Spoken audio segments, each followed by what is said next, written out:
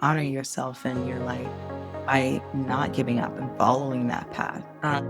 I really feel like we were all placed here to express ourselves creatively. Whether or not people consider themselves artists, we are products of divine creation and we are inherently creative beings. Sarah Alayne Martin is a Washington, D.C. based community builder, trauma informed healing practitioner, and executive creative director of Talk to Me Nation, where she creates arts and wellness programs for families impacted by incarceration and violence. A Black, queer, and gender fluid leader, Sarah weaves poetry, yoga, drumming, and storytelling into healing spaces nationwide. Her work includes Radical Release, an immersive 3-part healing experience for Black families that also invested over $5,000 in artist honorariums. And she has been recognized by Anaphora Arts Poetry and the Young Black Climate Leaders Youth Futures Fund. Sarah is currently pursuing an MFA in creative writing at Pacific University. We're meant to explore our creative passions with full force and not give up.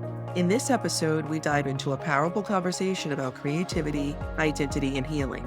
We explore how lived experiences can shape voice and purpose, and how poetry and embodied practices like yoga can become tools for both personal healing and collective liberation. This conversation invites you to honor your own story, trust your creative gifts, and reflect on what it means to live in alignment with purpose in and for community. Sarah, welcome to the show. So excited to have you here this evening. Excited to be here. So I always love to start at the beginning. How did you first step into your creative journey, and what drew you to poetry, yoga, and storytelling as a path? Yeah, so I love that you frame it as a journey because it really was that for me. I think as a creative, I've always approached life from this place of exploration and imagination. My parents love to tell the story of me growing up at a young age and going into the backyard. We lived on like an acre of land, and there was a garage unit in the back that had a ramp that led down a path that kind of snaked through the backyard. Um, and one day I invited my brother out to ride that ramp blindfolded. Um, and I did it first to demonstrate you can do it. And I peeked, beyond my blindfold and he didn't Mhm. have me. And, and he ended up like ramming into a tree and he wasn't hurt or anything, but My my goodness. parents love to tell that story as like an example of my mischievousness. But as Mhm. I hear that story over and over again, I also think it reflects, the ways in which I was looking at the world.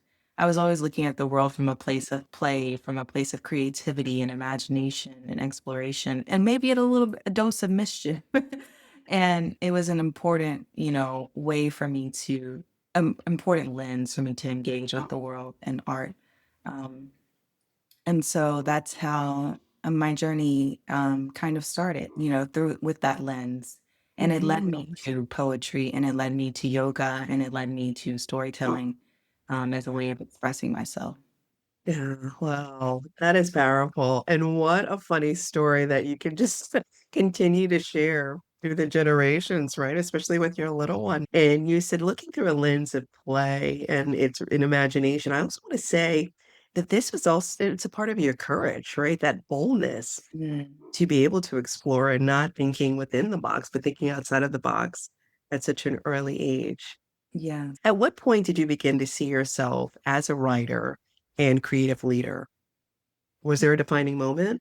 I would say that there was a defining moment, but I went to a predominantly white like high school growing up, actually K through 12. And Mm. so I was pushed by my parents to really excel in that environment because, everyone wanted to see me fail and I had to prove them wrong. And so I was in a lot of really competitive classes. Um, and my senior year, I took a thesis class. So I wrote like 150-page paper. Um, and it really stretched me as a writer. Mhm. I had written before, but not of that length. Um, and it really took my high school, because that was my high school history teacher who led the course. His name was Mr. Toppage, and really seeing me and noticing my skills um, in recognizing them for me to say, oh, I can do this. I'm a writer. You know, I'm someone who looks at the world in a particular way.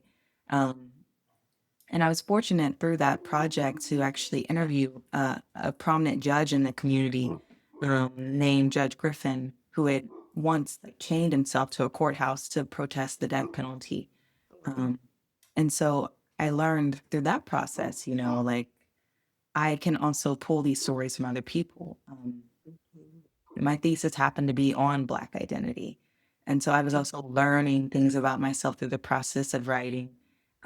But I think it really took that recognition from someone I respected in my life to say, oh, you can really do this. You can really write for me to see myself as a writer too. Oh, I love that.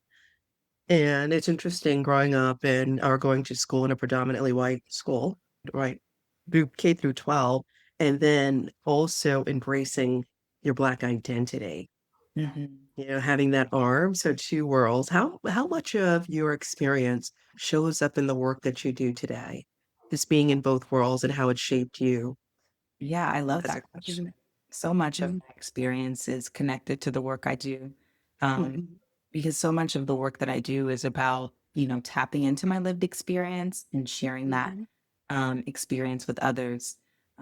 My practice merges poetry and yoga and storytelling. And through that process, you know, it's a continuous process of sharing myself, sharing my healing journey.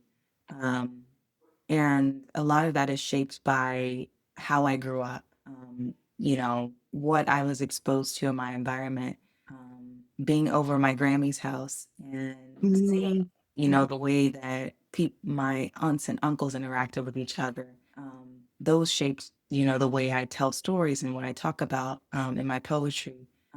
And they also brought experiences that I'm still healing from today. And so mhm, I'm able to kind of share my healing journey with others through my work as a teaching mhm. artist and then support others in their own journey to heal.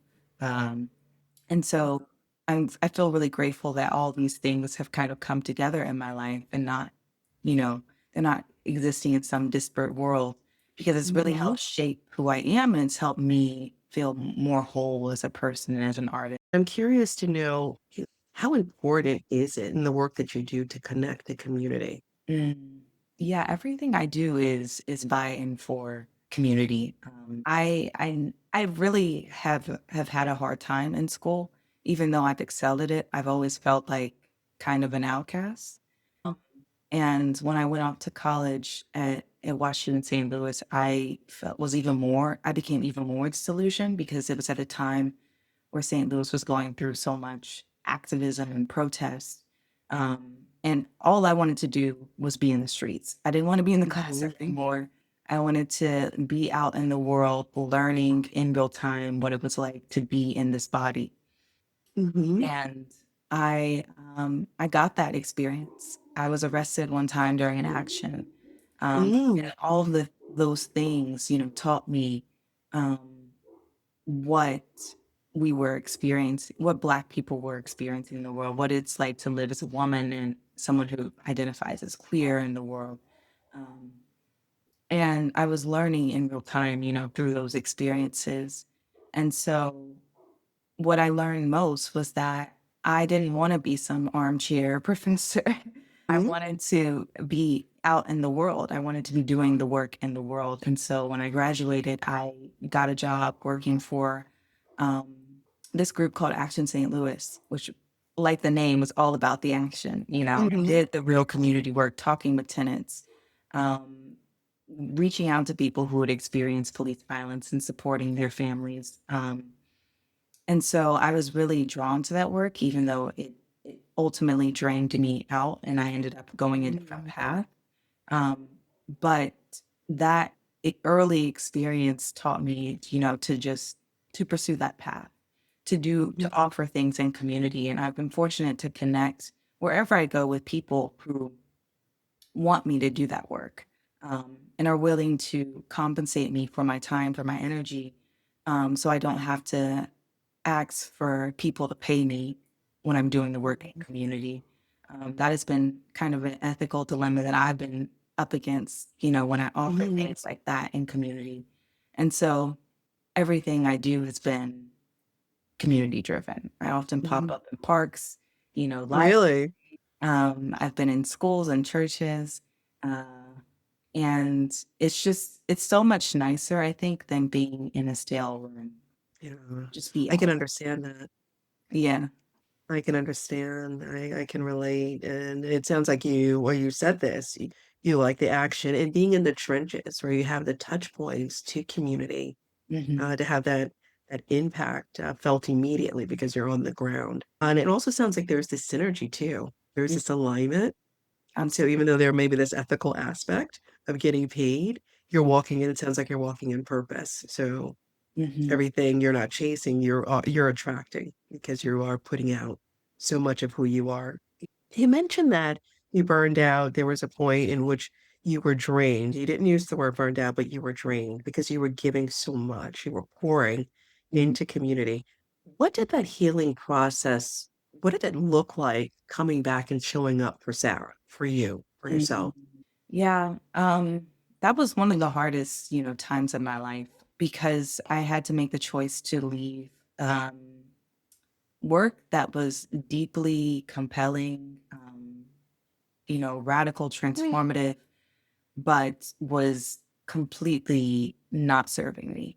Um, Mm, and so I ended up, the first thing I did was quit because I couldn't be in that environment anymore. I had a really difficult conversation with my parents after I left the job because they were like, "Why would you leave a good salary paying job? Like, what are you doing?" And, it was hard for me to explain, like, I don't feel like this job is fulfilling me. I want to pursue something else. And mhm, so the next thing I did was explore, find out, what's happening in my area that I'm drawn to, connected to. And this was around the time of the pandemic. It was at the mhm, beginning of it. I think it was like 2021. So it was towards as things were starting to feel more normal, but not really. Um, and I had connected with a local hiking group. Um, and the group was called Black People Who Hike, based in St. Louis. And I went on one of mhm, their hikes, which happened to be at a site where the Underground Railroad was. And it was a really beautiful space, to just be with other Black people connecting with nature. Um, mhm, and I just really felt myself let go. I explained, where I was at in my journey, how I just quit my job. And I just felt so free in that space. mhm, And I ended up writing actually about that experience. I wrote an essay called Finding Freedom on the Other Side of the Waterfall, wow, because there was a beautiful waterfall in that park that I sat at and I meditated for a while, just about where I was at in my journey. And towards the end of that hike, I actually ended up connecting with um, the founder of Black People Who Hike, and she said, we're about to go on this national park tour, and we're looking for people like you, storytellers who will help us, mhm, document the journey. So it led to my next thing, and had mhm, I not, made the decisions that I made to leave my job, to go on that hike, to spend time with myself, sit with myself, open myself up to other people, none of mhm. that would have happened. Um, and so it was a bunch of steps that led to, a really beautiful outcome. Um, but it started with me choosing me. It started with you choosing you. That is powerful. You choosing you. And once you decided to choose you, you let go. Mhm. How difficult was it to let go? Because I almost feel like when we let go, there are just so many attachments, right? It's not just one thing. It just unravels more and more of the attachments we have to society's either expectations, family expectations. How did you let go and be okay with sitting and just being? Mm. I'm still in the continual process of learning how Mhm, to surrender. mhm, So I think one thing that really helped me, honestly, was the whole world shutting down with COVID and the pandemic, because I was forced to kind of be engaged with the world in a completely different way. Hmm. I had to be still more. I had to sit in silence more. At the time, I was living alone in an apartment, which I don't mind being alone, but that was a whole new level of isolation, that I had to Hmm. experience for myself. And so it was challenging, but it taught me what surrender really looks like. It taught me how to um, embrace spirit and see where spirit will take me. I remember whenever, at the height of the pandemic, I was walking. I lived next to a park, um, and I would go on a daily walk in the park. It was called Forest Park. It still is, but I'm not living there anymore. And I would walk the same path in that park. And I would end up at a tree that was like at the foot of a pond, trees, and a rock was in the middle. And I would just sit there on that rock and stare at the sun, um, whispering things to the sun, just sometimes just sitting there and taking in the sunlight into my skin. And it felt amazing. And just that space to just be for a period of time was deeply healing for me. And I think that that's when I really started learning what it meant to surrender. It was definitely enforced upon me, Hmm. but it made it easier letting go other times. Oh, that makes sense. And you mentioned hiking, you mentioned the tree, whispering to the sun, and just being in nature. How has nature influenced the work that you do and your healing? It's a deep part of my healing practice. Getting out in nature, spending time with the trees, um, Hmm. just being by the water, especially, is really important to me. I love the sound of water, the smell, even when it smells pungent, uh, I can understand that. and the feeling of it. Just the way it can reflect back to me who I am at that moment. Um, is really, really powerful. And I've been coming as I and get deeper and deeper into my healing practice. I've started to observe the ways that water is within me, as water is part of my lineage, that I have a deeper access and affinity to water than others may not. And it's kind of hard for me to share what that looks like. But I know from a young age I was baptized, and I've since come away from the church and established religion, but I still feel a deep connection to that experience of being put under the water, by Mm. a spiritual authority in my life and coming up anew. And I feel like every time I'm near water, by water, I feel that renewal happening again. Do you have any advice for anyone listening who doesn't know how to slow down and really embrace their environment and connect with nature and that healing aspect of our environment? Yeah, I would say pay attention would be my advice. Like, try your best to listen, to observe, to take in the world through your senses, um, because what you notice through that process will force you to slow down. Mhm. So much of our lives now is based off of what how much we can accomplish in a day, and I find myself Yes. participating in that rat race. Sometimes, like, I was teaching toddlers yoga Oh, last wow. earlier this year, and on the way, I live in DC now, so traffic is crazy. And Mm. on the way to class, I was like about to curse people out. I'm like, why am I so angry on about to teach yoga to kids? Like, I need to take a breath, slow down. Um, Mhm. and I think I have to kind of remind myself that often. But Mhm. an intentional pause can just look like, looking, observing what's around you, taking a moment to breathe, making note of yourself. Like, sometimes I notice my daughter doing this. She'll be like looking at her hands and stuff. Like, making note that you're a human being in this like beautiful earthly experience and tapping back Mhm. into that presence. Because I think we lose it in the rush. Yeah, I think we do. We do. We're just so busy running from A to Z, well, A to B to Z, Mhm. that we lose touch with just being and enjoying and appreciating where we are. Where do you draw inspiration from when you create? Are there particular experiences, people, practices that keep you connected to your art? Yeah, well, a lot of it has to do with my experiences in nature. Whenever I am outside, I try to write a little bit or at least reflect when I get back. So, I can really take in the experience. Um, but a lot of it also has to do with my story and the story of my ancestors.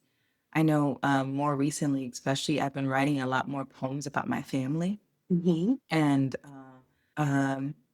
one of the first poems that I wrote when I really started reconnecting again to poetry, because I was writing when I was younger, but it was never about my Mhm. life. It was about things that I was witnessing that was happening to other people.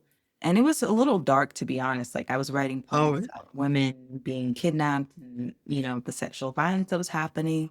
And I think it was because of the media that I was consuming. I was like trying to find a way to get that out of me and onto something, which happened to be the page. But now a lot of my work has shifted to focus on things that have happened to me, my personal experience, things that have felt like momentous in my life and the lives of my ancestors.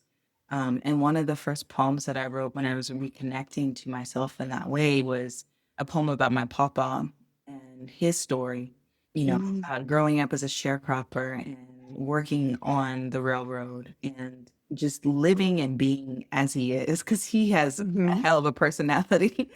And it was such a beautiful way for me to reconnect to the practice of writing because I felt like I was channeling him in a way, like he was speaking through me onto the page. And so it became like an ancestral and spiritual process for me. And I've continued that process to this day, really anchoring writing into spirit, and calling forth my spirit and the spirits of those around me, to bring that onto the page. Can you walk us through your creative process when you sit down to write or design a healing program? What does that look like? It varies for me. What my ideal process would look like me lighting my altar, um, making sure the bowl on my altar is full of water, and laying out my mat.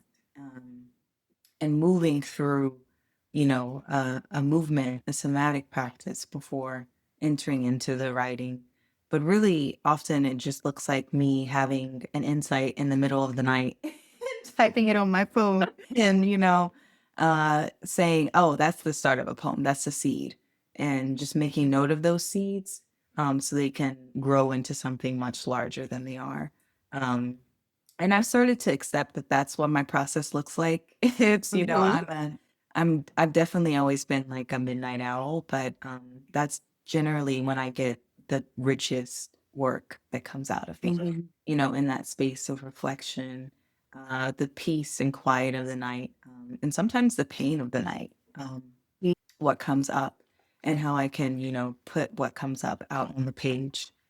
Um, Being in a in a MFA program now, uh, I've been thinking about trying to be a little bit more intentional about my practice. Mhm. Um, and so I tried to start a practice of having a journal beside my nightstand at night, and Mhm. before I go to bed, at least writing a line, as a way of like engaging with the page on a daily basis. It has Mhm. not really worked consistently, but consistently, I'll have those epiphany moments in the middle of the night, and I'm still able to reach for that journal and write them down. So Really? that's a win, at least. Yeah, that sounds like a win. Let's talk about the MFA program. Awesome. So you're in MFA program, creative writing, Yeah. poetry, focus, Pacific University. Hmm. Tell us about that experience and how that's shaping the work that you do and how you show up. Yeah. It's been a journey, because the program is, predominantly white. At this point, I'm used to that. Almost every institution I've been to has been that way. But it's Mhm. still hard, entering into the room and being one of the few people of color. But what has really anchored me in that community, in that program, has been the writers of color. I'm a part of a group called Writing in Color, and we gather monthly, to talk about our writing, to talk about our experiences, to write together, and that has really strengthened my experience. Mhm. As well as the faculty. Like, there's incredible faculty of color and just faculty, period, who are part of the program. And I've been learning so much through my interactions with them, through my engagement with them. I was in a workshop last residency, um, so in June, with Chris Abani, and he basically broke down poetry in ways that no book could.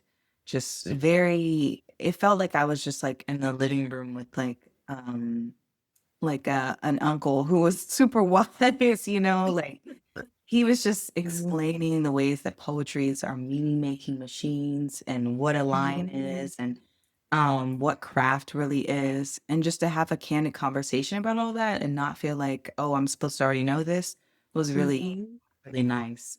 Yeah. And so I've been taking little seeds, throughout my time in the program. And it's been really great for my development as a writer because now I have something to hold me accountable to. Um, Mhm. Yeah. And accountability is important, extremely important. So congratulations on moving through the program. I can't wait to see the body of work that you produce and you release in the world from that experience. What have you learned about yourself through the process of becoming a creative and a healing practitioner? Mm. I've learned that you don't have to exactly know where you're going. I during especially at the beginning of my journey when I was really coming onto this path as a creative and as someone who merges creativity with healing, I didn't see a lot of examples of it in the world. Up until recently is when I really was exposed to, oh, this is possible. And that was through a job I had with the National Endowment for the Arts initiative called Creative Forces. And so they were bringing art therapists into communities to serve military populations. And so I was like, "Oh, okay, so you can make creativity healing for others." And that really propelled me down that path even further. But up until that point, I wasn't really seeing that, aside from an example here and there. And so I had to kind of carve my own path. Mhm. And um, that was difficult because I knew that there was an easier route that I could have taken, instead Mhm. of this like a zigzag journey that I was on, Mhm. up and down journey that I was on. And so I would just say, to not give up, to Mhm. continue to follow the path, to trust yourself and to trust your ashe will lead you to where you need to be. What's the best advice you've ever received about your craft or about pursuing your passion? Oh, that's hard. I'm constantly like taking in things from mentors and I'm like, oh, okay, I need to Mhm. write that down. But more Mhm. recently, with the birth of my daughter, I was nervous continuing in the program and also continuing to do the work that I do in community with the Mhm. baby. And I was paired last semester for my MFA with Kwame Das. Um, Yes. and he's just like a, phenomenal poet. Mhm. um, and through our letter exchanges, I kept bringing up my pregnancy because at the time I hadn't had Delilah yet. And he was like, well, just take the advice of Lucio Clifton. Um, just write shorter poems. I'm like, okay, That makes sense. so yeah, I can do that. And so that has been really helpful for me to kind of not put a Mhm. pressure on myself to just write endlessly, to pour everything. I think you can still pour everything onto the page with a short poem. Mhm. Like I shared earlier, trying to develop a practice of just writing a line of verse. Writing short has really helped me anchor myself in my creative practice long term. Tell us about Talk to Me Nation. Yeah, so Talk to Me Nation is a nonprofit that my partner Fernando and I are building up. And we work with violence interrupters. We work with credible messengers and survivors, to really shift and change the way that we look at violence as a society. So we're offering resources, We're supporting folks with transformative healing and leadership development for youth to Mhm. disrupt the school to prison pipeline. And a lot of the work that we're doing is, instill the seeding phases, but we're able to kind of collectively strategize on our long-term vision, which is ultimately to build uh, new worlds.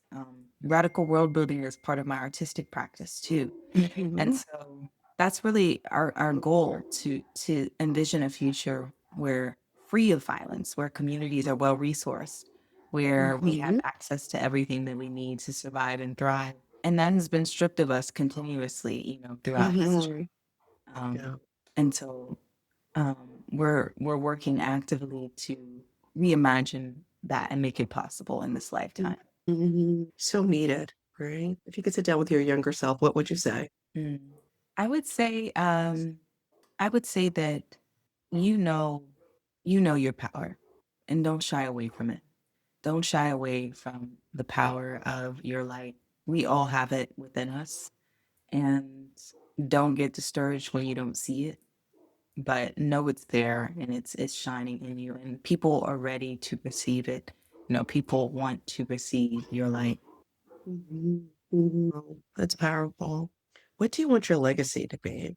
Um, hmm, that's a good question. I really feel like I I want to be able to leave a mark on my community, to say I was here. Um, we talk about elders, and I feel like our connection to elders are is changing, is shifting. Mhm. And who your elders are, who do you know in the community that's really doing those practices. I want to leave a legacy where someone can point to me to say, oh, this is someone who was doing that work. This was someone who was actively engaged, um, offering things to people, whether it was poetry, yoga, breathwork, meditation, was centered in her practice and sharing that with others. Um, so I'd like to be, considered a community elder, um, and honored in that way. That would be beautiful as a legacy, I think. It sounds beautiful. What's next for you? What upcoming projects are you excited about? Yeah. So I'm in the process of working on building Talk to Me Nation up. Uh, and so we're working on designing the website, making sure that everything that we put out into the world reflects our mission, vision, and values. Uh, Mhm. I'm still teaching in community. And so I'm excited for some upcoming workshops, both on and offline. And I'm teaching in an undergraduate classroom this semester. So that's been cool to kind of experience that space and level Mhm. of writing. Um, and as I like end my time with Pacific and my MFA, I'm really trying to work towards a manuscript.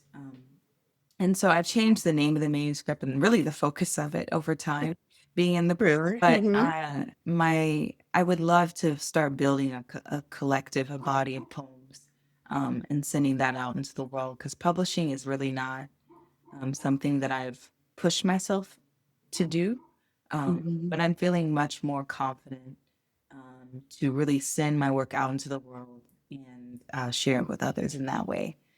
So I'm excited for that next on the horizon. Mhm. That sounds exciting. That sounds very exciting. And for other creatives who are listening and still trying to find their voice and also want to connect community with almost, I want to say, activism and their passion and purpose. Do you have any advice for them? Yeah, I would say probably something similar to what I'd say to myself, which is, Mhm. honor yourself and your light by not giving up and following that path. Um, I really feel like we were all placed here to express ourselves creatively, whether or not people consider themselves artists. We are products of divine creation, and we are inherently creative beings. And so just tapping into whatever you're meant to create on this earth to serve others. figuring out what that is and leaning on it, trusting it. I went to an event last night and a friend had recommended um, to watch a documentary about Pharrell Williams' life. It's called and it was really strange. It was like a Lego documentary. So he told his life through the lens of like, but it was I heard about it, but I didn't see it. You had a chance to watch it? I You see did. it? I watched it Oh my. last night and it Oh, was that's right. very inspiring. Like super inspiring the way he is just kept to his path. He came from pretty much nothing and he never gave up. He continued to, put his work out in the world, to go after what he wanted to do, to trust that he is a creative person, an artist, and that's how he's meant to make his mark on the world. And I didn't realize the breadth of his artistry. Like so many songs that we heard um, from pop music, like Britney Spears, "Hit Me, Baby, One More Time," to rap, have been Oh, influenced by him or influenced by him. And so I think watching that documentary reminded me, okay, yeah, this is what we're meant to do. Um, Maybe not like him, but we're meant to continue along this path. We're meant to explore our creative passions with full force and not give up. explore with full force. Yeah, and not give up. Yes, I love that. Tenacity wins, right? Staying in the game wins. Thank you so much for being a guest on the show, for sharing your wisdom, just your walk in life, your journey. And I know it's going to inspire others. I do. And I hope you'll join us again. Yes, I would love to. Thank you. This has been amazing. Thank you for tuning in to today's episode. I hope you left feeling inspired and energized to follow your own path with purpose and creativity. Don't forget to subscribe, leave a review, and until next time, keep creating, keep dreaming, and keep living your purpose.